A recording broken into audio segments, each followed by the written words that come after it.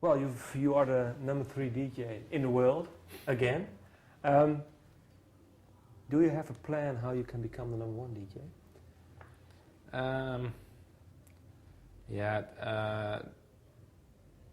Of course, I dream about being number 1, but for me, it's not like. Let's just say all of a sudden next year, hip hop DJ will be number 1, and I have to start playing hip hop to become number 1 DJ. Then I think I will never be the number 1 DJ. You know, I believe in my sound. I believe in what I do. I'm very dedicated in what I do. I was making trance before it was popular.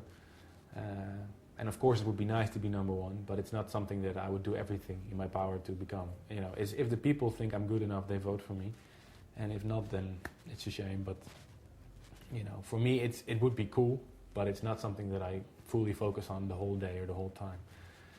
It would be a great recognition, but I'm just doing my thing. And how does that election live under DJs? I mean, how do they look to it? Is it a big issue in the DJ world for you, or is it something you say, well, when it happens, no, it's okay? It's not really a big issue. Not as big as some people might think. Okay.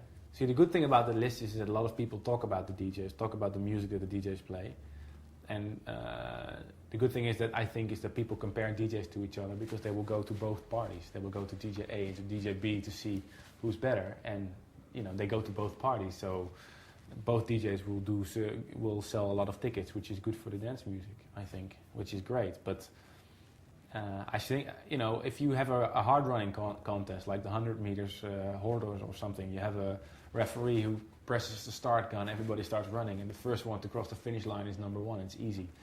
But this is music, you know. It's very hard to compare apples to oranges. You know, some like their chips with mayonnaise, and some like it with curry or ketchup. It's very personal. I always find, how can you compare a DJ like Ferry Corsten to Marco V? They're both very talented in their own respects. And I think if you only focus on that list, then it doesn't really tell the whole story.